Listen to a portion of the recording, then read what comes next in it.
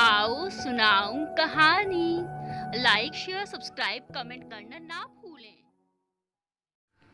प्रीति और साहिल की शादी को अभी 4 महीने हुए थे। इन दोनों के वैवाहिक जीवन में एक अनबन सी होने लगी और इसी अनबन में किसी बात को लेकर दोनों के बीच तकरार होने लगती और इस लड़ाई झगड़े में इनका सुखमय प्यार धूमिल होता गया। जिस प्यार और मोहब्बत के साथ इन दोनों ने अपने सपनों को सजाया था, वे सपने टूटते नजर आने लगे। कुछ दिनों के बाद पति पत्नी के जीवन का आधार एक विश्वास था, उसमें भी दरार आने लगी।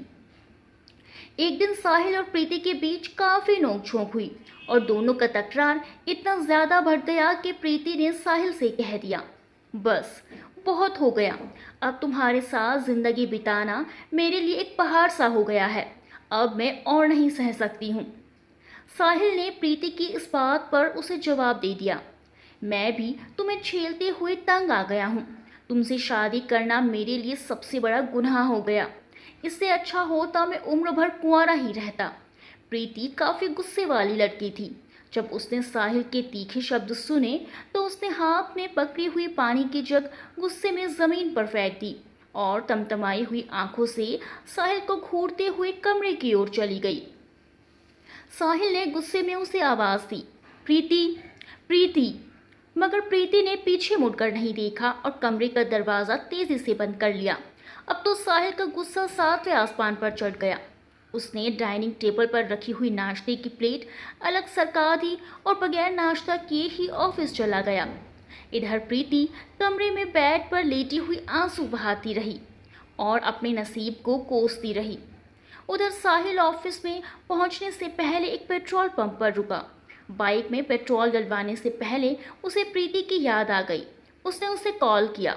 इधर प्रीति का मोबाइल बज उठा। उसने भरी हुई आंखों से जब मोबाइल फोन पर नजर डाली तो साहिल का कॉल देखकर उसने कॉल कट कर दिया और मोबाइल को बेड पर अलग फेंक दिया। प्रीति ने कॉल को काटा ही था कि साहिल का गुस्सा और भी बढ़ गया। उसने जल्दी से पेट्रोल डलवाया और ऑफिस की ओर निकल गया। अब तो साहिल और प्रीति के बीच गृह कलेश इतना बढ़ गया कि एक दिन प्रीति साहिल और घर को छोड़ अपनी माँ के पास चली गई थी। उसने अपनी माँ को साफ साफ कह दिया कि वो अब वापस नहीं जाएगी। उसकी माँ ने उससे कहा, एक बार सोच ले बेटी, इस तरह घर को छोड़ देने से लोगों के बीच काफ़ी बदनामी होगी। अभी 1 महीने पहले जब हम तुमसे मिलने आए थे तो सब ठीक था, फिर अचानक तुम दोनों के बीच क्या हो गया ऐसा? प्रीति कोई जवाब न दे पाई, बस आंसू बहाती रही। आखिर प्रीति माँ पिताजी ने प्रीति को काफी समझाया कि वो वापस अपने पति के पास लौट जाए, जो हुआ उसे भूल जाए। जिंदगी सुख दुख में ढलती ही रहती है, मगर जो अटूट रिश्ता एक बार जुड़ जाता है उस रिश्ते के साथ सुख और दुख दोनों को साथ लेकर चलना ही पड़ता है। और अपने हमसफर के साथ चलने से जीवन में आई हुई कठिनाई और दुख बहुत पीछे छूट जाते हैं। तुम दोनों के बीच जो प्यार कम हो गया है वो भी तुम्हारी जिंदगी में लौट आएगा। और पति पत्नी को चाहिए दोनों एक दूसरे का ख्याल रखें, सुख दुख में साथ दें। अगर इस हालात में साथ छूट जाए तो इंसान टूटकर बिखर जाता है। प्रीति की माँ पिता ने उसे बहुत ही समझाया, मगर प्रीति अपनी बात पर अड़ी रही। जब से प्रीति घर छोड़कर गई थी, साहिल बिल्कुल अकेला तन्हा हो गया, मानो बची हुई खुशियां इस घर को छोड़ गई। घर के जिस कोने में भी उसकी नजर पड़ती, तन्हाई उसे डसने को लगती। पल में घर वीरान सा लगने लगा। प्रीति जो उसकी बीवी थी, आज वही उसे छोड़ गई। इस कसमकस और उलझन में साहिल का दम घुटने लगा। उसे एहसास हुआ बगैर जीवन साथी के जिंदगी के सागर को पार करना बहुत ही मुश्किल हो जाता है। उसी समय साहिल की नजर सामने लगी एक तस्वीर पर पड़ी, जिसमें वो प्रीति के साथ कितना खुश है। उसने तस्वीर को उतार कर उसे देखा। प्रीति का खिला हुआ चेहरा, उसकी मुस्कान, उसका वो मासूम चेहरा, मानो प्रीति यहाँ कहीं आसपास ही खड़ी हो। साहिल की आंखों से आंसू बह निकले। शादी से पहले वो प्रीति का दीवाना हुआ करता था। कॉलेज के दिनों का वो पहला प्यार, जब पहली बार उसने प्रीति को देखा, दिल में एक मोहब्बत की लहर जाग उठी थी। उसका वो पिंक कलर का सूट, खूबसूरत मासूम चेहरा और नीली गहरी आंखें, सुंदर जुल्फें उसके दिल को घायल कर गई। कॉलेज के दिनों में प्रीति को पहली बार देखने के बाद साहिल उसे दिल से चाहने लगा। कॉलेज में होने वाले फंक्शन के वो दिन याद आने लगे जब प्रीति के साथ हंसी मजाक, दोस्तों के साथ उससे फ्लर्ट करना और किसी भी तरह प्रीति को अपनी ओर आकर्षित करना।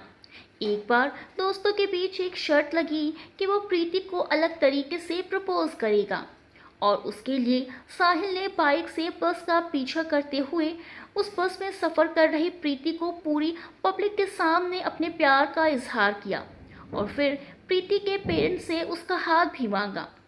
ये सारी यादें जहन में उठने लगी। बीती हुई कल की यादों से साहिल का दिल तड़प उठा। उधर एक दिन प्रीति की माँ ने उससे कहा, सुन, साहिल को छोड़ तो यहाँ बैठी हुई है, क्या तूने सोचा है किस हाल में होगा वो? अरे वो तेरा पति है, अगर गुस्से में उसने 2-4 बात कह भी दी तो क्या हो गया? तुम दोनों ने अग्नि के सक्षम 7 फेरे लिए थे और ये 7 फेरे अटूट संबंध की वो डोर है जिसे तोड़ना सबसे बड़ा पाप कहलाएगा। भगवान ना करे कल को ये नौबत तलाक तक पहुंच जाए। मेरी बात सुन, तू वापस उसके पास लौट जा। मेरा दिल कहता है साहिल से जो गलती हुई है उसे उसका एहसास हो जाएगा और तुम्हारा ये प्रेम विवाह तो 2 आत्माओं का मिलन है जो एक ही सांस से जुड़ी हुई हैं। अपनी माँ की बात पर प्रीति पर गहरा असर हुआ। उस रात वो काफ़ी रोई। उसे अपनी सभी गलतियों का एहसास हुआ। जो तकरार उन दोनों के बीच हुई, इन सब में उसकी भी तो गलती थी। उसने साहिल को छोड़कर अपने पत्नी धर्म को अपमानित किया था।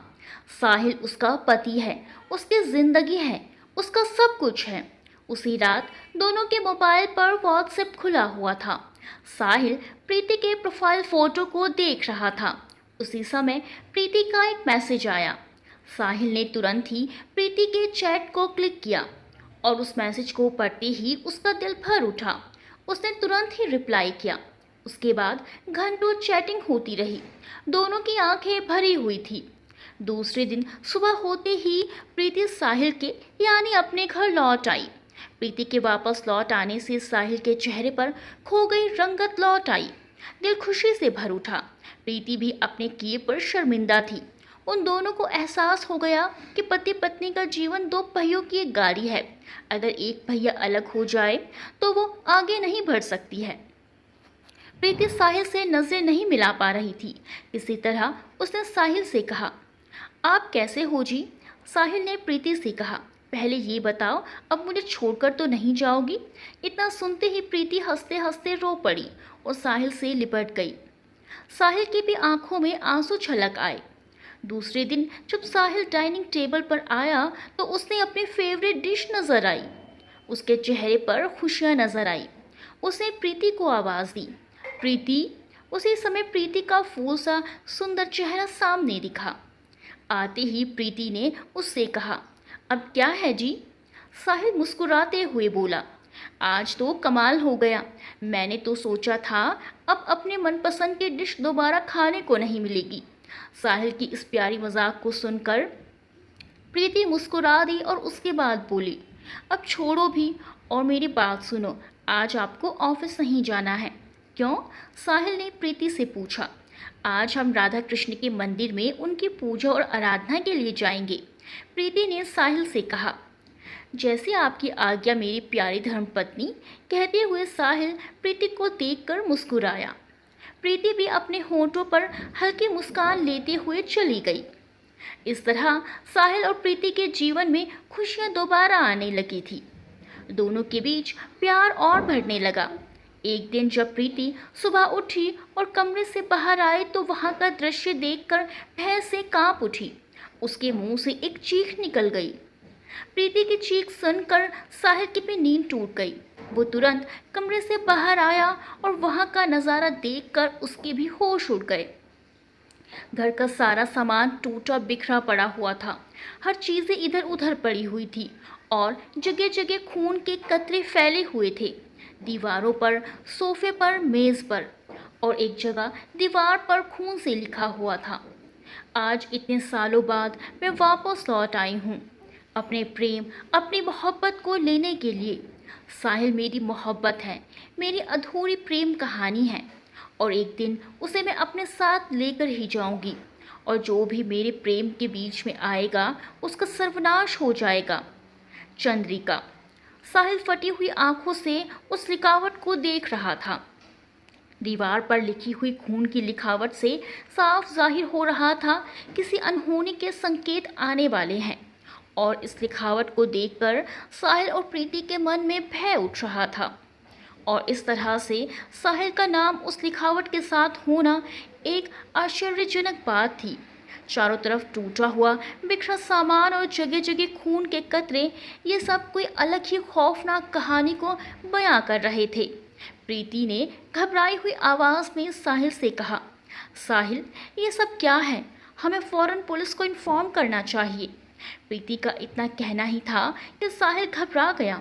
उसने हड़बड़ाकर फंसे हुए शब्दों में प्रीति से कहा, प्रीति, इस वक्त पुलिस को सूचित करना ठीक नहीं है, और वैसे भी ये मामला कोई इतना संगीन तो नहीं है कि पुलिस को बुलाना पड़ जाए।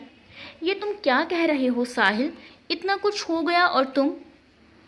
कहते हुए प्रीति ने एक नज़र दोबारा उस लिखावट पर डाली, और उसकी नज़रें उस लिखावट के नीचे लिखे हुए अंतिम शब्द पर पड़ गई, जिस पर साफ साफ लिखा था, चंद्रिका।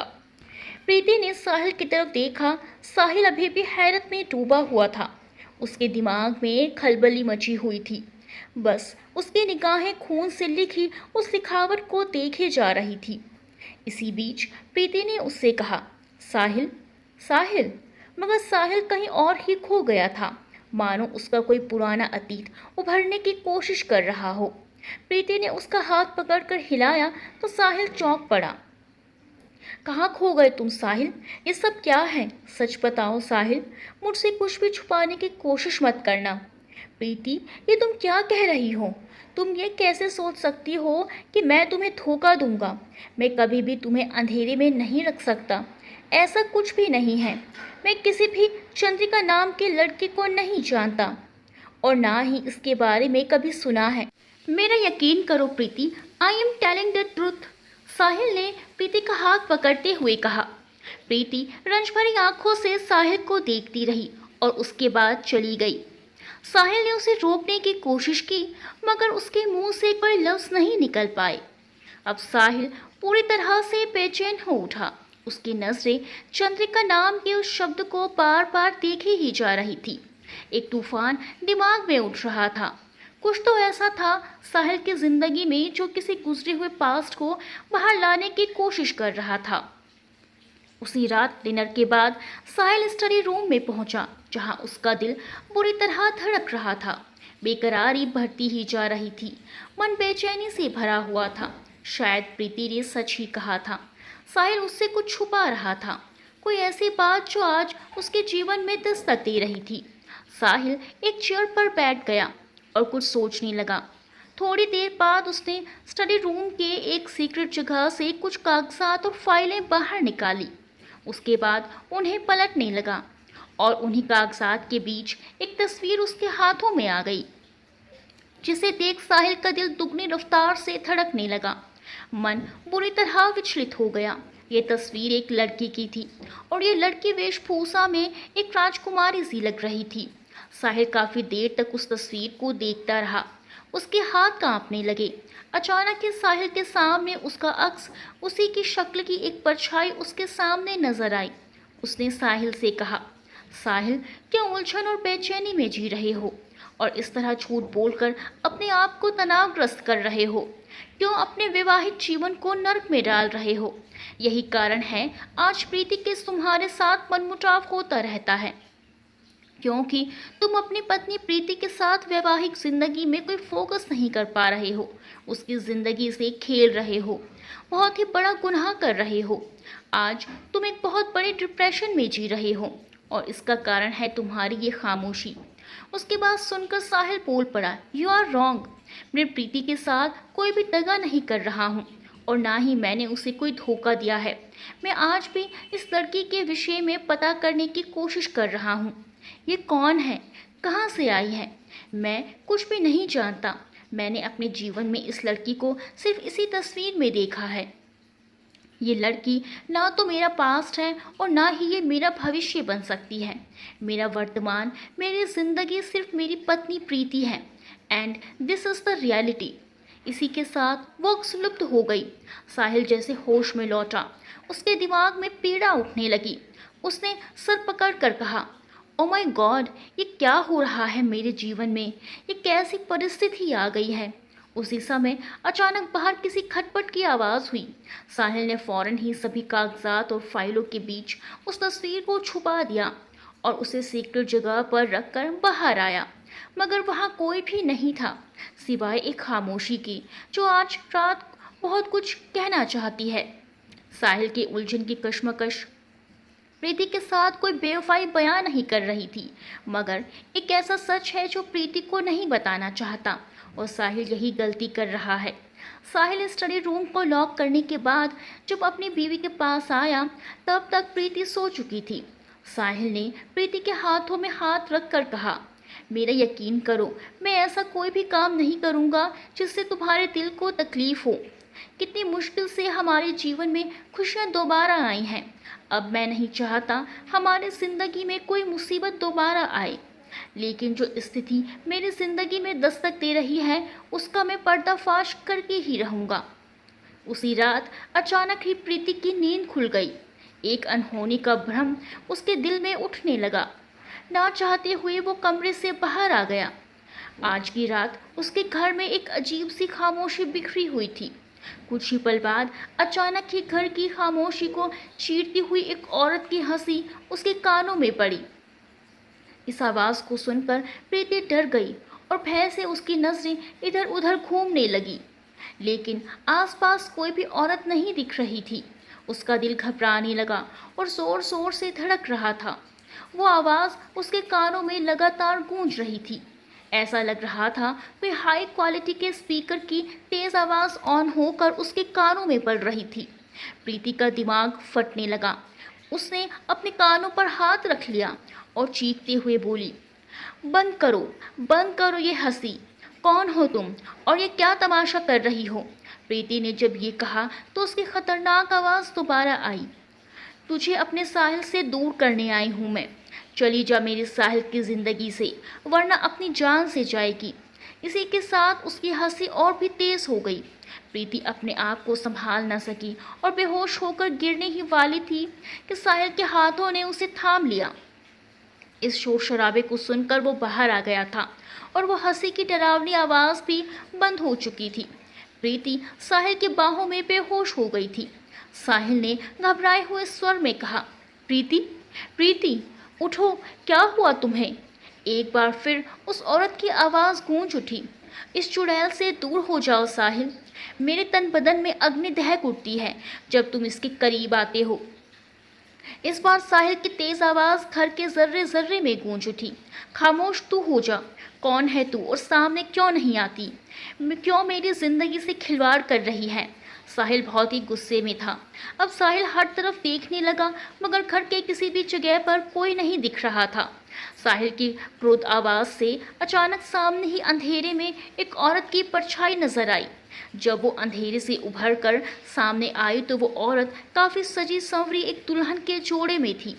उसके पायल की आवाज़ रात की खामोशी में साफ सुनाई दे रही थी। अंधेरे में उसका धुंधला सा शरीर ही दिख रहा था। साहिल उससे कुछ कहता उससे पहले ही वो बोल पड़ी, तुम अपनी चंद्रिका को नहीं पहचान पाए।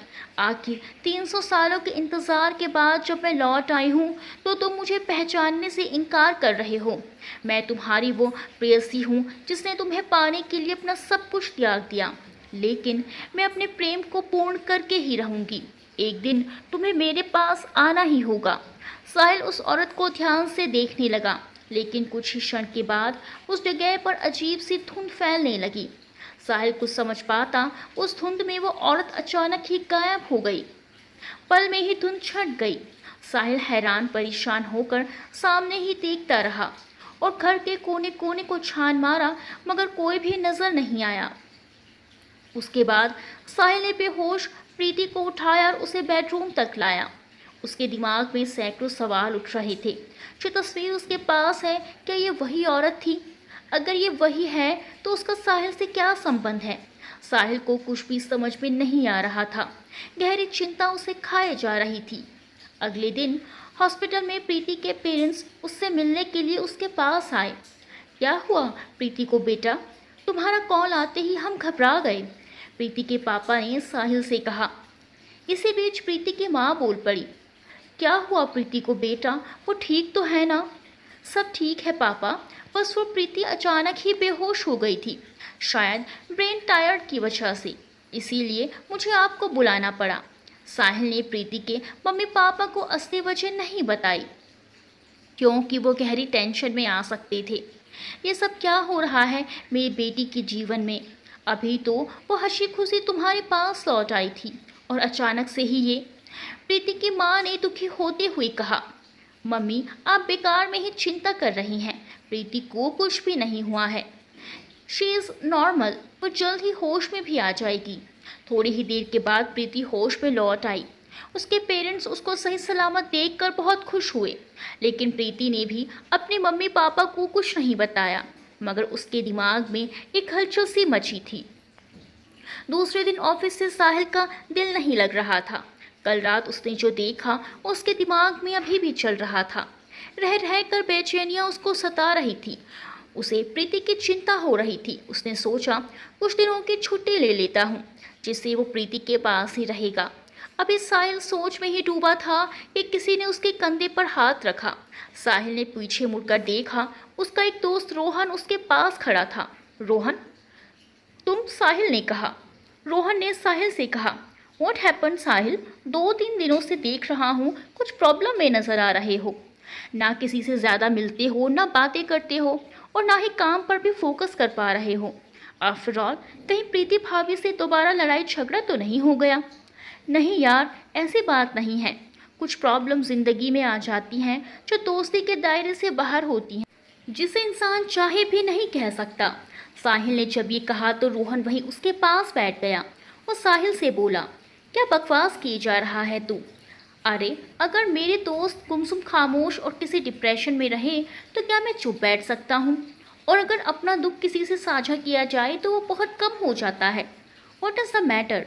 रोहन ने जब ज़्यादा जोर दिया तो साहिल कुछ पल खामोश रहा। उसके बाद एक गहरी सांस खींचते हुए अपने मोबाइल से एक फ़ोटो सेलेक्ट की और रोहन को मोबाइल पकड़ाते हुए बोला, मेरी समस्या ये तस्वीर है। रोहन ने जब उस तस्वीर को देखा तो बोल पड़ा, ये तो किसी लड़की की तस्वीर है और देखने में किसी रियासत की राजकुमारी लग रही है। इस तस्वीर का मतलब क्या है? साहिल को ये तस्वीर तब मिली थी जब वो अपने पर्सनल काम में बिजी था। अचानक ही उसके हाथों में ये तस्वीर आ गई। साहिल हैरान था कि इन फाइलों के बीच ये तस्वीर कहाँ से आई। साहिल उस तस्वीर को काफ़ी देर तक देखता रहा था। उसकी कुछ भी समझ में नहीं आ रहा था। ये सब क्या है? उसके हाथ काम नहीं कर रहे थे, माइंड पूरी तरह से बंद था। ये एक ऐसी अनहोनी थी जिसे साहिल ने किसी से नहीं बताया, अपनी पत्नी प्रीति से भी नहीं। उसने उस तस्वीर को अपने पास संभाल के रखी और इस लड़की के बारे में कुछ जानना चाहा कि आखिर ये लड़की कौन है। उस दिन के बाद साहिल हर वक्त टेंशन में रहने लगा और अभी जो हाल में प्रीति है और उसके साथ जो घटना घटी उसे भी साहिल ने रोहन को बताया। सारी सच्चाई जानने के बाद रोहन हिल सा गया। उसने कहा, ओह तो ये है असली कहानी। डोंट वरी साहिल, मैं तुम्हारे साथ हूँ हर मुसीबत में। अचानक ही रोहन ने उस तस्वीर को गौर से देखा और उसके माथे पर सलवटें पड़ती चली गई। उसने कहा, ओ माय गॉड, क्या हुआ रोहन? क्या तुम उस लड़की को जानते हो? साहिल ने उससे पूछा। नहीं साहिल, मैं इसे नहीं जानता, बस इस लड़की से रिलेटेड तुम्हारे सारे सवालों के जवाब जल्द ही मिल जाएंगे। साहिल, तेरी प्रॉब्लम का अंत भी वहीं से होगा। अब मैं तुम्हारे साथ हूँ। कल मैं तुझे फ़ोन करूँगा और तू प्रीति भाभी को साथ लेकर मेरे बताए हुए एड्रेस पर आ जाना। फिलहाल मैं एक इम्पॉर्टेंट काम से बाहर जा रहा हूँ। साहिल कुछ समझ नहीं सका, लेकिन जो उसकी परेशानी थी रोहन ने कुछ हद तक कम कर दी। इंसान चाहे तो अपने हालात से लड़ सकता है और उस पर विजय भी प्राप्त कर सकता है। मगर जब हालात एक पास्ट के रूप में अनहोनी बनकर आ जाए तो इंसान का माइंड ही उलझ कर रह जाता है। यही कहानी है मिस्टर साहिल सिन्हा के जीवन में। उसे इस हालात से लड़ना भी है और उस पर एक जीत भी हासिल करनी है, लेकिन कैसे ये नहीं पता। रोहन ने जब उस तस्वीर को देखा तो उसके चेहरे के हाव भाव को देखकर और उसके कथन के मुताबिक साहिल समझ गया कि रोहन इस लड़की से रिलेटेड कुछ तथ्य को ज़रूर जानता है। तभी तो उसने इतने कॉन्फिडेंस के साथ उसे विश्वास दिलाया है कि जल्द ही उसकी समस्या का समाधान हो जाएगा। अब तो साहिल को रोहन के फ़ोन कॉल का वेट था। इधर जब प्रीति घर पर अकेली थी तब उसका मन एक घबराहट के चलते विचलित था। कल रात के इंसिडेंट के बाद उसके दिल में एक अनहोना सा डर बैठ गया था। किसी भी काम में उसका मन बिल्कुल नहीं लग रहा था। हर पल बुरी आशंकाएं उसके दिमाग में चल रही थी। उसी समय उसके मोबाइल फ़ोन की घंटी बज उठी। प्रीति ने सोचा शायद साहिल का कॉल हो। उसने स्क्रीन पर नज़र डाली तो ये कॉल अननोन था। प्रीति ने कॉल रिसीव की मगर उधर से कोई भी आवाज़ नहीं आई। प्रीति हेलो हेलो करती रही। उसके बाद उसने गुस्से होकर कॉल को डिस्कनेक्ट कर दी, मगर उसी वक्त फ़ोन दोबारा बज उठा। प्रीति ने झुंझलाहट में फ़ोन रिसीव किया और गुस्से में बोल पड़ी, कौन हो तुम? बोलते क्यों नहीं? क्यों फ़ोन करके बार बार परेशान कर रहे हो? और उसी समय प्रीति के मोबाइल फ़ोन में एक डरावनी भेड़िए जैसी गुर्राहट की आवाज़ आई।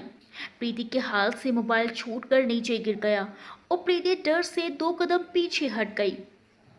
मोबाइल फ़ोन से आने वाली भयानक गुर्राहट अब एक खतरनाक औरत के शब्दों में बदल गई। मैंने तुझसे कहा था मेरे साहिल की ज़िंदगी से दूर चली जा, मगर तू नहीं मानी। अब अंजाम भुगत। तेरी ज़िंदगी में ऐसे विनाश की आंधी लाऊंगी तो चाहकर भी साहिल के आसपास भी भटक नहीं पाएगी। और उसके बाद ठहाकों से मोबाइल फ़ोन गूंज उठा।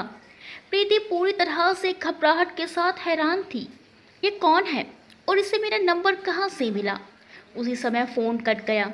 प्रीति ने फ़ोन की हिस्ट्री में उस नंबर को निकाला और कांपते हुए हाथों से उस नंबर को दोबारा डायल किया, मगर ये क्या? अब वो नंबर बंद था। प्रीति का दिमाग साए साए कर उठा। इतनी जल्दी ये नंबर कैसे बंद हो गया? उसके साथ जो हो रहा था ये रूहानी शक्तियों का जाल है या इंसानी साजिश? प्रीति काफ़ी टेंशन में आ गई और एक सोफे पर बैठ गई। गहरे तनाव में उसके दिमाग में उथल पुथल होने लगी। अचानक उसे महसूस हुआ कोई भारी कदमों की आहट इस घर में साफ सुनाई दे रही है। उसकी निगाहें चारों ओर घूमने लगी। उसने हड़बड़ाहट में साहिल को कॉल करना चाहा, लेकिन उसी समय घर में रखा हुआ सामान तेजी से नीचे गिरने लगा और घर में अजीबोगरीब डरावनी आवाज़ें प्रीति को हद से ज़्यादा परेशान करने लगी। प्रीति अब बहुत ज़्यादा खौफ से जड़ हो गई थी। शरीर तेज़ी के साथ कंपन करने लगा।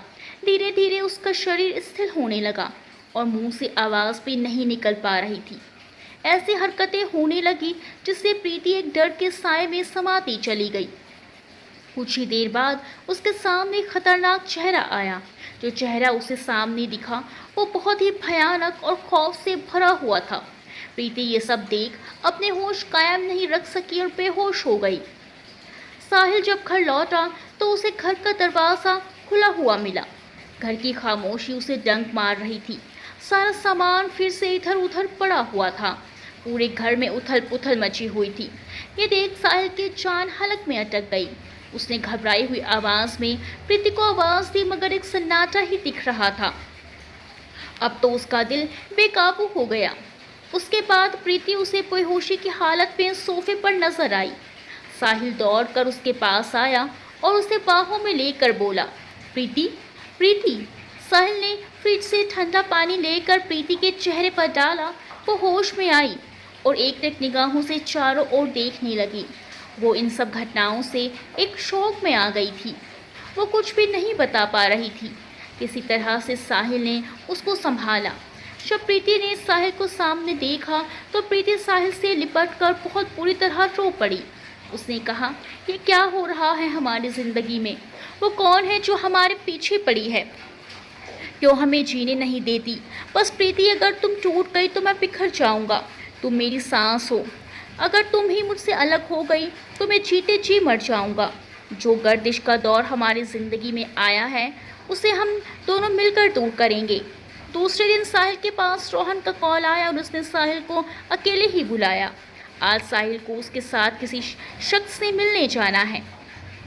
जो तस्वीर साहिल ने उसे दिखाई थी, उस तस्वीर वाली लड़की की संपूर्ण जानकारी उस इंसान से हासिल होगी। साहिल ने रोहन से मिलने से पहले प्रीति को उसके माँ पिताजी के पास छोड़ दिया क्योंकि वो यहाँ पर महफूज रह सकती हैं।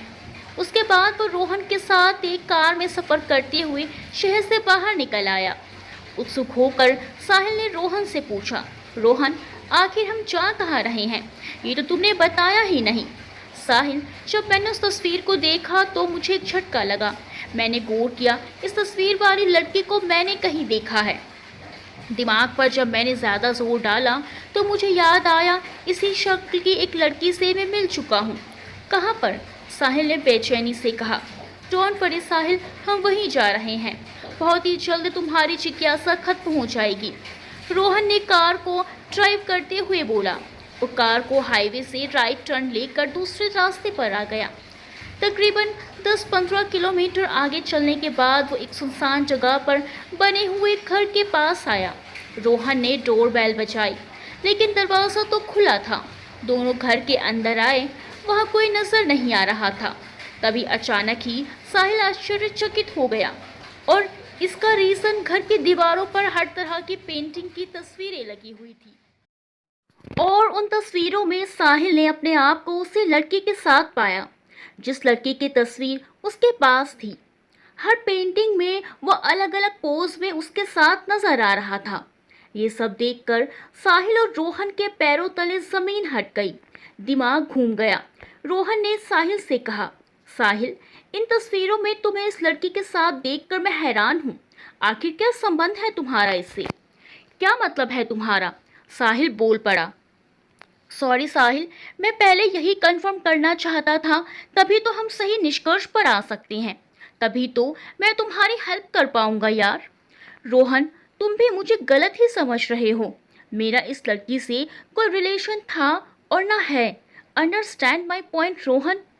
अभी दोनों की बहस चल ही रही थी कि किसी के कदमों की आहट सुनाई दी। दोनों की नजरें आने वाले पर रुक गई और सामने एक आदमी नजर आया जो इस घर का मालिक था। देखने में एक बूढ़ा इंसान था। एज तकरीबन 70 के आसपास की होगी। सर के बाल और दाढ़ी मूछें सफेद, आंखों पर चश्मा और हाथों में पेंट लगा हुआ। रोहन ने उससे कहा, हेलो अंकल, मैं रोहन, जो पिछली बार आपसे मिलने आया था। ओह, तो तुम रोहन हो और ये तुम्हारे साथ? जब उसके साहिल पर नजर पड़ी तो उसकी आंखों में एक चमक आ गई। उसने साहिल से कहा, तुम? मैं कह नहीं सकता तुम्हें देखकर मुझे कितनी खुशी हो रही है। इतने सालों बाद तुम वापस आ गए बेटा। देखो, आज भी मैंने तुम्हारी प्रेम कहानी को जीवित रखा है इन तस्वीरों के माध्यम से, जो ये नहीं भूलने देती सच्चा प्रेम कभी नहीं मिटता। ये आप क्या कह रहे हैं अंकल? मेरी तो कुछ भी समझ में नहीं आ रहा। साहिल ने उसकी अनोखी बात सुनकर बोला, कैसे समझोगे बेटा? मैं गुजरे हुए कल की बात कर रहा हूँ और तुम एक जन्म का सफ़र तय कर चुके हो। This is nonsense. ये क्या है? जन्म, प्रेम कहानी और ये सब तस्वीरें? आप हैं कौन? मैं एक कुशल चित्रकार रमेश चंद्र हूँ, जिसने राजकुमारी चंद्रिका की कई तस्वीरें बनाई थी और तुम उसके वही पूर्व प्रेमी थे जिसकी प्रेम कहानी का दर्दनाक अंत हुआ था। साहिल को उसकी बातों से बोरिंग फील होने लगा। उसने रोहन से कहा, रोहन, तो मुझे गलत जगह पर ले आया है।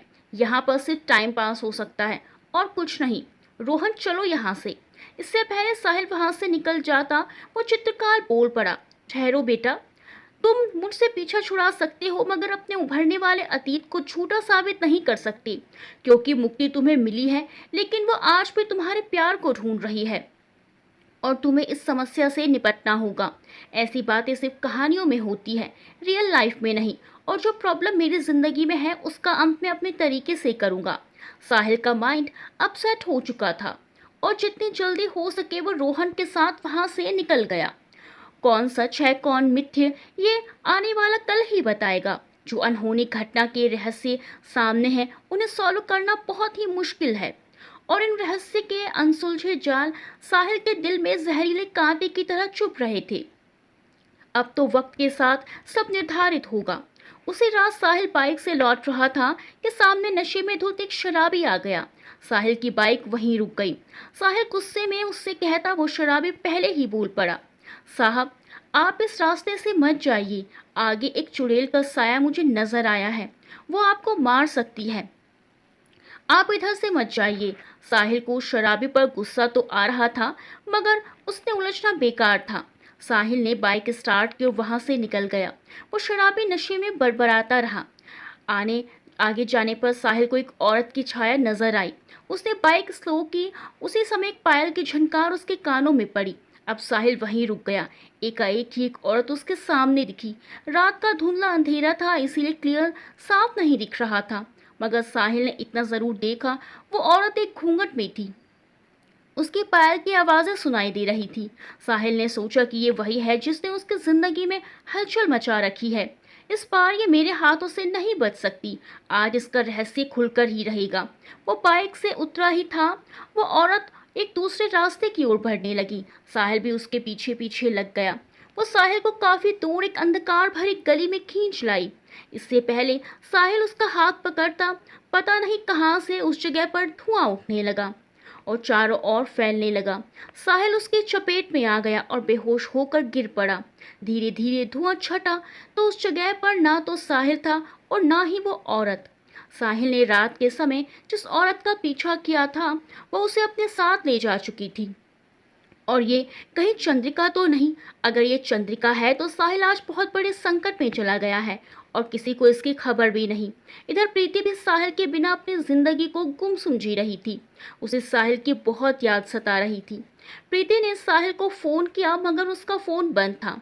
अब तो प्रीति और भी परेशान हो गई। दूसरे दिन उसे पता चला साहिल कल से ही लापता है और घर भी बंद है। किसी को नहीं पता वो कहाँ चला गया। अब तो प्रीति की प्रॉब्लम और भी ज्यादा बढ़ गई। इस तरह साहिल के गायब हो जाने पर प्रीति का दिल और भी बेकाबू हो गया। घबराहट होने लगी।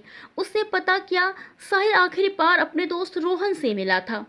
बस फिर क्या था, प्रीति पहुंच गई रोहन के पास। रोहन भी साहिल के इस तरह से गायब हो जाने से हैरान था और इसका कारण यही है जो उसकी जिंदगी में खट रहा था। उसने प्रीति से कहा, प्रीति जिस बात का मुझे डर था आखिर वही हुआ। क्या मतलब? प्रीति ने उससे कहा। आखिर रोहन ने उसे सब कुछ सच बताना ही लाजमी समझा, जिससे प्रीति अनजान थी। और जब रोहन ने इस रहस्य से पर्दा हटाया तो प्रीति अंदर तक हिल गई। और प्रीति को उस रात की वो घटना याद आने लगी। बार बार एक औरत के द्वारा उसको परेशान करना, वो डरावनी आवाजें आना और उसके साहिल को उससे दूर कर देना।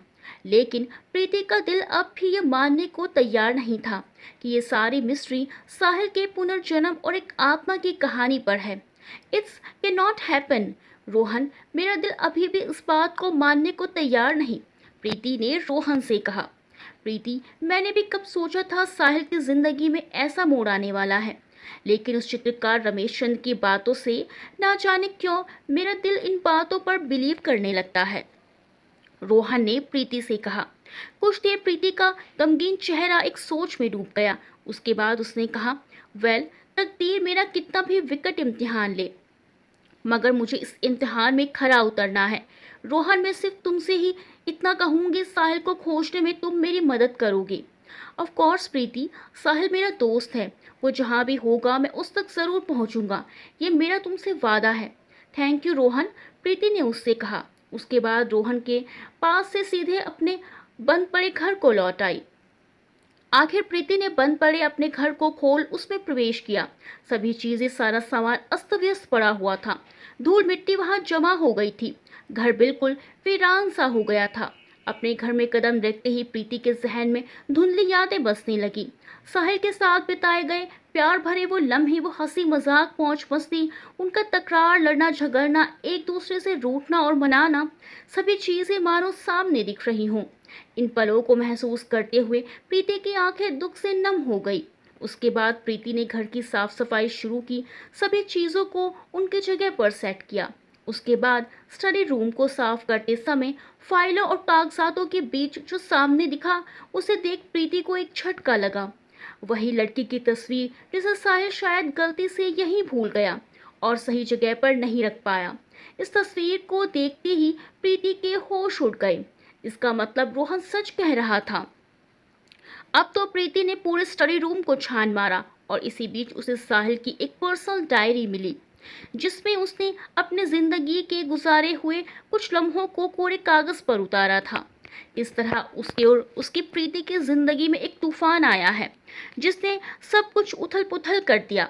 आज जिस डिप्रेशन में मैं जी रहा हूँ इसकी वजह ये तस्वीर है। मैं नहीं जानता ये मेरे पास कैसे आ गई, कौन है ये, इसके बारे में मैं अपनी बीवी से कुछ नहीं कह सकता क्योंकि वो लफ्ज़ ही नहीं निकलेंगे जो इस सच्चाई को बयां कर सकें। प्रीति गुस्से वाली और एक शक मिजाज लड़की है, कहीं वो इसका गलत मतलब ना निकाल ले, यही डर रहता है। और जो घटनाएं हो रही हैं वो सब इस तस्वीर से रिलेटेड कहानी को ही दर्शा रही हैं। आज मेरी तकदीर और हालात मुझे किसी भी मोड़ पर लाकर खड़ा कर दे, मगर सच तो यही है मैं आज भी प्रीति को बेइंतहा मोहब्बत करता हूँ। डायरी पढ़ते हुए प्रीति की आंखें भीगी जा रही थी, दिल तड़प रहा था, जुदाई के लम्हे मन को कचोट रहे थे। प्रीति ने डायरी को बंद कर दिया और उसे वहीं रख दिया। साहिल के लिखे हुए लफ्ज छुपी हुई वफा को बयां कर रहे थे और सच को सामने ला रहे थे। अब चाहे ये शैतानी बला हो या कोई अनोखी मुसीबत, प्रीति ने तय कर लिया वो साहिल को वापस लाकर ही रहेगी, लेकिन अपने तरीके से।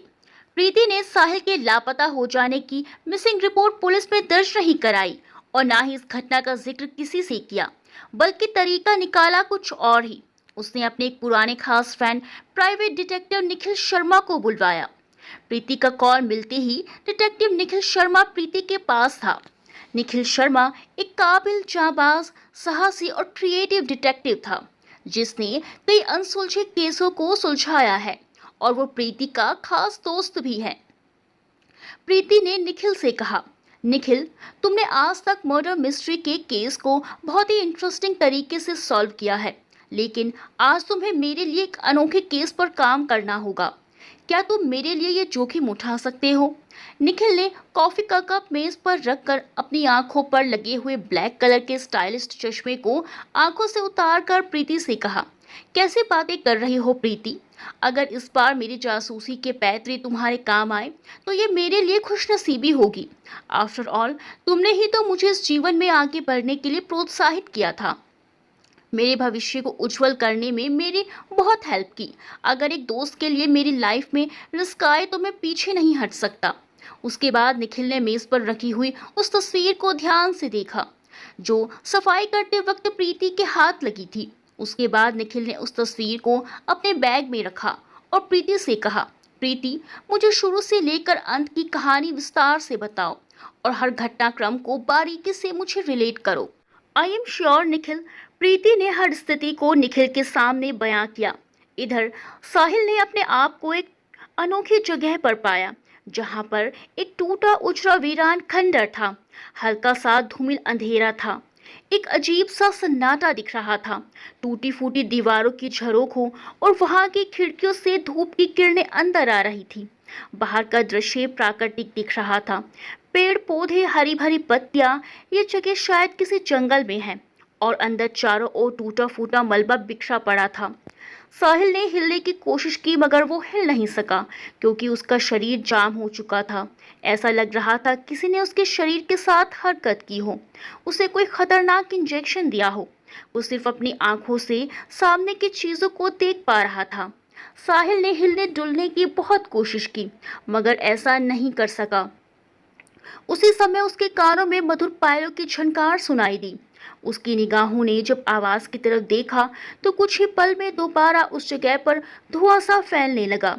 साहिल की निगाहें उसे देखी जा रही थी और इसी बीच एक लड़की उसमें प्रकट हुई। उसका रूप, श्रृंगार, पहनावा हूबहू उसी तरह था जैसा उस तस्वीर में था, मगर इसका चेहरा उस तस्वीर की तरह नहीं था, ये कोई और थी। उस चेहरे को देखकर साहिल को ऐसा लगा कि वो इस चेहरे से परिचित है। काफी याद करने पर वो याद नहीं कर पाया। इधर वो लड़की साहिल की तरफ धीरे धीरे बढ़ रही थी। उसके पायलों की छमछम की आवाज शांत भरे इस माहौल में साफ साफ सुनाई दे रही थी। अचानक ही वातावरण में एक तेज हवा का झोंका आया, जिससे उसके बाल हवा में बिखर गए। उसकी जुल्फें उसके सुंदर नैनों और खूबसूरत चेहरे पर पड़ने लगी। हवा की लहर से धुंध भी छटने लगी। साहिल की आंखें उसे पहचानने को उत्सुक थी। वो साहिल के बिल्कुल नजदीक आ गई और उसके लबों पर एक मुस्कान आई। साहिल ने उससे कहा, कौन हो तुम? तुम्हारी चंद्रिका, उसने बहुत ही नरमी और प्यार भरे लफ्जों में कहा। यू आर लाइंग, सच बताओ कौन हो तुम और क्या है तुम्हारा मोटिव? साहिल गुस्से में जज्बाती हो उठा। उसके बाद साहिल के नजदीक जाकर उसने साहिल से कहा, बहुत नादान हो तुम, बेवफा हो गए हो तुम, जो अपनी प्रेमिका को भूल गए हो। तुम्हें वो दिन याद है ना, जब मैं गलती से इस झील में गिर गई थी और जब मैं डूब रही थी तब तुम ही मुझे उस झील से बाहर लाए थे। मेरी जिंदगी के वो पल कितने हसीन थे। प्यार के बंधन में जकड़े हम दोनों की रूह एक हो रही थी, मगर अचानक ही उसकी आंखों में आंसू की बूंद छलकने लगी। हमारे इस प्यार को हमारे दुश्मनों की नजर लग गई। उसने हमें अलग कर दिया। जब हम छिप कर मिले तो उन लोगों ने हमारे प्यार की इस कहानी को हमेशा के लिए खत्म कर दिया। मेरी आंखों के सामने उन्होंने तुम्हें मार दिया। तुम्हारी याद में मैंने भी अपनी जान दे दी। लेकिन हम दोनों एक बार फिर मिले हैं। मैं तुम्हें अपनी दुनिया में ले जाऊंगी, जहां हमें कोई नहीं अलग कर सकता है। इस बार साहिल का गुस्सा और भी बढ़ गया। उसने तेज आवाज में उससे कहा, बंद करो अपनी फालतू बातें। क्यों? मुझे ऐसा लग रहा है मैं तुमसे मिल चुका हूँ। ये हमारा प्रेम का यथार्थ है, जो कई सालों पहले बिछड़ी हुई हमारी प्रेम कहानी को पूरी करेगा। इतना कहने के बाद उसने एक नजर साहिल पर डाली और देखते ही देखते वहां से ओझल हो गई। साहिल का दिमाग हैरत से फट रहा था। दिल में उलझनें और ज्यादा बढ़ रही थी और दिमाग में चिंता उभर रही थी। प्रीति के कहने पर डिटेक्टिव निखिल सक्रिय हो चुका था। वो हर कार्य को बहुत ही गुप्त रूप से कर रहा था। उसने साहिल के बारे में सारी इंफॉर्मेशन निकाली, दोस्त, दुश्मन, उसके कार्य विधि से लेकर अभी तक जो घटा सब कुछ। और अब उसके हाथ वही तस्वीर भी थी जो पहले साहिल के पास थी। निखिल ने उस तस्वीर को अपने मोबाइल फोन में इमेज के रूप में कैप्चर किया और उसके बाद उसने उस तस्वीर को बहुत ही ध्यान से देखा। उसके बाद साहिल के लैपटॉप को टेक्नोलॉजी के तहत अच्छे से अध्ययन किया। अभी तक डिलीट डाटा के थ्रू जो रिमूव हुआ है वो सब डिटेक्टिव निखिल के सामने था। गुजरी हुई रियासत रूपमगढ़ की राजकुमारी चंद्रिका, पहली बार निखिल के सामने एक अनोखा विचित्र केस था, लेकिन वो इसे भी अपने जासूसी के तीव्र दिमाग के बल पर सॉल्व करेगा। निखिल ने साहिल की और भी चीजों को सामने लाया जो साहिल रोजमर्रा की जिंदगी में यूज करता था, जिससे और भी महत्वपूर्ण तथ्य सामने आए। अचानक ही निखिल का माइंड घूमा। उसने उस तस्वीर को दोबारा देखा, तस्वीर को उल्टा किया, मगर अफसोस दूसरी तरफ प्लेन ही था। कुछ तो ऐसा है जो सामने है मगर दिख नहीं रहा। इन सब के बीच अचानक निखिल के सामने एक हैरत अंगेज मैसेज सामने आया।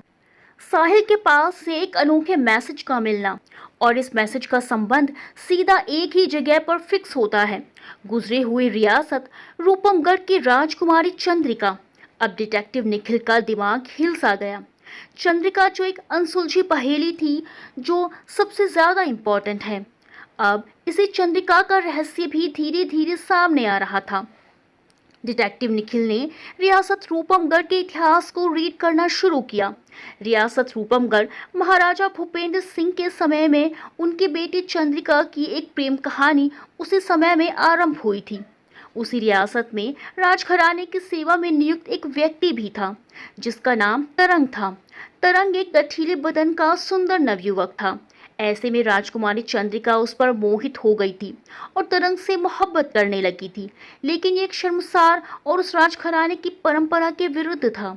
जब महाराज भूपेंद्र सिंह को मोहब्बत की इस कहानी का ज्ञात हुआ तो उन्होंने क्रोध में आकर तरंग को मौत की सजा दे दी। तरंग की मौत के साथ ही चंद्रिका ने भी उसी राजभवन के एक अग्निकुंड में कूदकर अपनी जान दे दी और इस तरह से इस प्रेम कहानी का अंत हुआ। आगे चलकर यही रियासत इस देश के साथ विलय हो गया। वर्तमान में इसके वंशज आज भी रियासत से जुड़े हैं और जनता की सेवा में लीन हैं। लेकिन कुछ लोगों का कहना है कि राजकुमारी की आत्मा भटक रही है और अपने प्रेम को तलाश रही है। निखिल को रूपमगढ़ के इतिहास और चंद्रिका की इस प्रेम कहानी से साहिल का कनेक्ट होना कॉमन नहीं लग रहा था और ना ही इस पर बिलीव करना ठीक है। मगर जो आत्मा साहिल के नज़दीक आ रही है, क्या वो चंद्रिका है? फिलहाल देखते हैं आगे और क्या तथ्य सामने आते हैं। डिटेक्टिव निखिल के इस केस की खोज उसे ले गई एक चित्रकार के पास। ये वही चित्रकार रमेश चंद है जिसने रोहन और साहिल मिल चुके हैं। वो चंद्रिका और उसके प्रेमी की तस्वीर को एक पेंटिंग के रूप में बनाता है और उसका कहना है कि इस प्रेम की छवि इसके दिमाग में आती है, जो इसका एक अनुभव है। जब निखिल उसके निवास स्थल पर पहुंचा तो वहां पर उस चित्रकार की लाश मिली। उसकी किसी ने हत्या कर दी थी। निखिल हैरान हो गया। उस चित्रकार की लाश की गर्दन पर भयानक नाखूनों के निशान दिख रहे थे, मानो किसी ने इसका गला दबाकर उसकी हत्या की थी। जगह जगह डेड बॉडी पर खरोंचों के निशान थे। उस घर में सिर्फ पेंटिंग के रूप में एक ही तस्वीर पड़ी थी जिस पर खून के छींटे लगे हुए थे और उस तस्वीर में साहिल एक कन्या के साथ दिख रहा था। इस तस्वीर को देखकर निखिल का दिमाग घूमा। उसने उस तस्वीर को उठाया और उसे ध्यान से देखा। उसके दिमाग में कुछ सवाल आने लगे। उसके बाद उसने उस तस्वीर को अलग रख दिया और लाश के पास आकर उसकी कई फोटो खींच ली और उसकी तलाशी भी लेने लगा। उस लाश से एक कार्ड मिला। ये कार्ड एक आर्टिस्ट कार्ड था। ये इंसान एक थिएटर एक्टर है जिसका नाम सोहन लाल है। तो ये एक चित्रकार के रूप में यहाँ क्या कर रहा है? तभी निखिल को लगा इसकी दाढ़ी मूछें शायद नकली हैं और सच में उसकी दाढ़ी मूछें नकली ही थी। अब कहानी धीरे धीरे खुलकर सामने आ रही थी। अचानक ही उस घर में भयानक डरावनी आवाजें आने लगी। एक हवा का झोंका दरवाजे की तरफ से आया। इसी बीच निखिल को खून से लिखी एक और लिखावट नजर आई, जो कुछ इस प्रकार थी। मेरी मोहब्बत के बीच में जो भी आएगा उस पर एक आत्मा का कहर टूटता रहेगा। डिटेक्टिव निखिल की नजरें अलर्ट होकर घर में चारों ओर देख रही थी। कुछ ही पल में वो डरावनी आवाज आनी बंद हो गई। सब कुछ शांत हो गया। निखिल ने सारे क्लू को इकट्ठा किया और गुप्त रूप से इस मर्डर की सूचना पुलिस को दे दी। पहली बार निखिल एक ऐसे केस में उलझा है जो बहुत ही पेचीदा है। वो जितना भी इसे सुलझाने की कोशिश कर रहा है उतना ही उसमें उलझता चला जा रहा है। वहां से वापस आकर निखिल के पास अब कई सबूत थे और वो पेंटिंग भी थी। निखिल ने कुछ सोचकर पेंटिंग वाली तस्वीर को देखा और उस तस्वीर को देखा जो उसके पास पहले से मौजूद थी। इन दोनों तस्वीरों में कुछ फर्क था। दोनों ही तस्वीर अलग अलग ही रूप दिखा रही थी। निखिल ने अपने पास वाली तस्वीर के उल्टे साइड पर कुछ प्रयोग किया। मात्र 10 मिनट के बाद उस क्लीन सफेद जगह पर कुछ शब्द उभरे, जिन्हें देखकर निखिल की आंखों में चमक आ गई। निखिल ने होठों पर मुस्कान लाते हुए कहा, ओ, तो ये है असली आत्मा की कहानी। जो शब्द सामने आए थे वो निखिल को सफलता के करीब ला रहे थे। अगले दिन निखिल ने अपना लुक चेंज किया और जा पहुंचा एक कॉफी शॉप में, जहां उसे एक लड़की दिखी। निखिल को इसी लड़की की तलाश थी। निखिल उसके पास आया और उससे बोला, एक्सक्यूज मी प्लीज, क्या मैं आपसे 2 मिनट बात कर सकता हूँ? मैं उसके बाद में तुरंत चला जाऊंगा। उस लड़की ने चेयर की ओर इशारा करके अपना जवाब दे दिया। निखिल ने कहा, थैंक्स। कहिए, आप क्या कहना चाहते हैं? उस लड़की ने निखिल से कहा। निखिल ने साहिल के विषय में बात छेड़ी तो उस लड़की के चेहरे का रंग उड़ गया। उसने इधर उधर देखते हुए निखिल से कहा, आई एम सॉरी, आप गलत जगह पर आ गए हैं। मैं साहिल नाम के किसी भी इंसान को नहीं जानती हूँ। उसके बाद उसने अपना पर्स उठाया और जाने ही वाली थी कि निखिल बोल पड़ा, 1 मिनट मैडम जी, मैं पूरी जानकारी लेने के बाद ही आपसे मिला हूँ और ये पता किया है कि साहिल को आप अच्छी तरह से जानती हैं। निखिल की इस बात पर वो लड़की कुछ नहीं कह पाई। उसने निखिल की ओर देखा, उसके बाद अपने पर्स से एक कार्ड निकाल कर देते हुए कहा, ये मेरा एड्रेस है, कल आकर तुम मुझसे मिलना। उसके बाद वो छूटे हुए तीर की तरह निकल गई। निखिल ने उस कार्ड को देखा। उस लड़की का नाम कामिनी वडेरा था और पेशे से एक फेमस साइकेट्रिस्ट की असिस्टेंट थी। दूसरे दिन निखिल उससे मिला, उसी गेटअप में, और साहिल के विषय में चर्चा हुई। ये भी पता चला साहिल क्यों उससे मिला था। इसी बीच निखिल का हिडन कैमरा उसके शर्ट के फैशन पट्टी में छुपा हुआ दोनों की बातचीत को रिकॉर्ड कर रहा था। थोड़ी देर बाद निखिल उससे मिलकर वापस आ गया। वो कामयाबी की ओर बढ़ रहा था। एक्चुअली निखिल को उस तस्वीर में एक स्टूडियो का एड्रेस मिला था जो शब्दों में उभर कर सामने आया था, और उस तस्वीर को किसी ने डिज़ाइन करवाया था। वो कौन था ये निखिल ने पता कर लिया और वो आज उसी की ओर बढ़ रहा है। एक दिन वो लड़की यानी कामिनी वडेरा जब अपने घर वापस लौटी तो निखिल उसके घर में पहले से ही मौजूद था। उसने जब निखिल को वहां पाया तो वो गुस्से में बोली, कौन हो तुम और मेरे घर में क्या कर रहे हो? निखिल ने उससे कहा, तुम्हारा खेल खत्म हो चुका है मिस कामिनी जी। साहिल को तुमने कहाँ कैद करके रखा है ये बताने का आप कष्ट करेंगी? What nonsense, are you mad? मैं किसी भी साहिल को नहीं जानती और ना ही इस इंसान के बारे में सुना है। Who are you?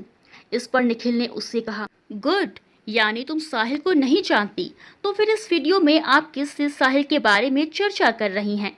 जब निखिल ने रिकॉर्ड की हुई वीडियो उसके सामने प्ले की तो उसकी आंखें फटी की फटी रह गई। उसने कांपते हुए निखिल की ओर देखा और कहा, कौन हो तुम? डिटेक्टिव निखिल शर्मा, अब तुम्हारा खेल खत्म हो गया है। साहिल को तुम अच्छी तरह से जानती हो, वो तुमसे एक प्रॉब्लम के विषय में मिला था। कल जो इंसान तुमसे कॉफ़ी शॉप में मिला था वो मैं ही था, और जब मैं तुम्हारे घर आया तो तुमने साहिल की बातों को घुमाकर रियलिटी को ही चेंज कर दिया। उसके बाद निखिल ने उस तस्वीर को उसके सामने रखा और उससे बोला, इस तस्वीर को आप अच्छी तरह से पहचानती होंगी, जिसे आपने खुद ही डिज़ाइन करवाया था। असली सच क्या है ये आप बताएंगी मिस कामिनी वडेरा? कामिनी वडेरा जैसे जड़ सी हो गई। वो अब चारों तरफ से फंस गई थी। उसने निखिल से कहा, मैं तुम्हें सच सच बताती हूँ। उसी रात रोहन किसी का बेसब्री से इंतजार कर रहा था। ठीक उसी समय एक लड़की ने वहां प्रवेश किया। वहां पर अंधेरा बहुत था। रोहन ने उसके चेहरे को देखे बगैर ही कहा, कब से तुम्हारा वेट कर रहा हूँ। जानती हो उस प्रीति ने हमें बेनकाब करने के लिए एक जासूस को नियुक्त किया है। इससे पहले वो जासूस हम तक पहुंचे तुम इस शहर को छोड़कर चली जाओ। जब तक मैं ना कहूँ वापस मत आना। मगर उस लड़की ने कुछ नहीं कहा, बस खामोश ही रही। क्या हुआ, तुम कुछ बोल क्यों नहीं रही हो? जब उसका चेहरा सामने आया तो रोहन की आंखें विस्मय से फटी की फटी रह गई। उसने हैरत से उससे कहा, प्रीति तुम? प्रीति ने एक जोरदार थप्पड़ उसे मारा। नफरत और गुस्से में उससे कहा, बस रोहन, अब तुम्हारा खेल खत्म हो चुका है। तुम्हारी सभी साजिशें नाकाम हो चुकी हैं। कितनी घिनौनी और शर्मनाक हरकत की है तुमने मेरे साहिल के साथ। एक दोस्त होकर उसके साथ इतना बड़ा दगा किया है। ये रोहन ही था जिसने साहिल के खिलाफ इतनी गहरी और खतरनाक साजिश रची थी। उसने ही कामिनी के जरिए साहिल के पास वो तस्वीर पहुंचाई। उसने ही कामिनी को चंद्रिका की आत्मा बनाकर साहिल के जीवन में खलबली मचा दी। जितनी भी घटनाएं घटी और जो कुछ भी हुआ, इन सब में रोहन का ही हाथ था। प्रीति को सामने देखकर रोहन के पैरों तले जमीन हट गई थी। दिमाग सुन्न हो गया, मुंह से कोई लफ्ज नहीं फूटा। उसी समय डिटेक्टिव निखिल के साथ इंस्पेक्टर विक्रम सिंह ने वहां प्रवेश किया और रोहन को अरेस्ट किया। तभी प्रीति ने उससे कहा, रोहन, तुम तो साहिल के दोस्त थे, क्यों उसके साथ इतना बड़ा धोखा किया? क्यों मेरी और साहिल की जिंदगी में अंधकार मचाया? रोहन ने एक नज़र सभी की तरफ दौड़ाई और बोला, इसका सबसे बड़ा कारण खुद साहिल है, जिसकी वजह से मेरी बहन ने तड़प तड़प कर अपनी जान दे दी। रोहन के कथन से प्रीति हैरान रह गई। कॉलेज के दिनों में मेरी बहन साहिल से प्यार करने लगी थी और बहुत ही जल्द उसे प्रपोज भी करने वाली थी। इसके बारे में उसने मुझसे कहा। मैंने भी अपनी बहन की खुशी के लिए उसकी पसंद को एक्सेप्ट किया, लेकिन जब उसे ये पता चला कि साहिल तुमसे मोहब्बत करता है और उसने मेरी बहन के प्यार को ठुकरा दिया, वो ये सब सहन नहीं कर पाई और उसने जहर खाकर अपनी जान दे दी। अपनी बहन की मौत से मैं पागल हो गया। उस दिन से साहिल मेरी नज़रों में मेरा सबसे बड़ा दुश्मन हो गया। मेरी बहन की मौत की वजह साहिल था और मैंने एक रिवेंज की भावना लेकर उससे दोस्ती की। तुम दोनों के बीच अलगाव की स्थिति पैदा की। जब मैं इससे सफल नहीं हो सका तब मुझे रियासत रूपमगढ़ के बारे में पता चला और उसी प्रेम कहानी को कामिनी और एक एक्टर की हेल्प से साहिल को उसमें फिट किया। लेकिन मेरे इस बिछाए हुए जाल को तुमने ध्वस्त कर दिया और मेरी साजिश नाकाम हो गई। इसके बाद रोहन चुप हो गया। एक पल में ही वह खामोशी छा गई। सभी रोहन को देखने लगे और इस खामोशी को तोड़ा प्रीति की आवाज़ ने। तुम्हारी बहन नादान थी, वो ये भी नहीं समझ पाई कि दिल पर किसी का अधिकार नहीं होता। वो किसी को चाहता है, किसी को वो पाना चाहता है, और तुम्हारी बहन प्यार के मामले में पीछे रह गई। लेकिन जो गुनाह तुमने किया है उसकी सज़ा तुम्हें ज़रूर मिलेगी। उसके बाद पुलिस रोहन को लेकर चली गई। प्रीति ने निखिल की तरफ देखा और कहा, थैंक यू निखिल। दोस्त को शुक्रिया नहीं कहते, बस वो एक दोस्त के काम आ ही जाते हैं। उम्मीद करूँगा तुम मेरे इस कार्य को एहसान नहीं मानोगी। Now always be happy. उसके बाद साहिल और प्रीति दोबारा साथ थे। साहिल ने प्रीति से कहा, सोचा नहीं था हम दोबारा मिल सकेंगे। इस पर प्रीति ने कहा, ऐसा कैसे हो सकता है, हम दोनों की सांस तो आपस में जुड़ी है जो हमें ज़्यादा दिनों तक दूर नहीं रख सकती। साहिल के होठों पर एक मुस्कुराहट आई और उसने प्रीति को सीने से लगा लिया। दोस्तों, कहानी के बारे में अपने विचार कमेंट्स में बताएं और वीडियो को लाइक करना बिल्कुल ना भूलें। मिलते हैं अगली वीडियो में अच्छी सी कहानी के साथ। तब तक के लिए बाय बाय।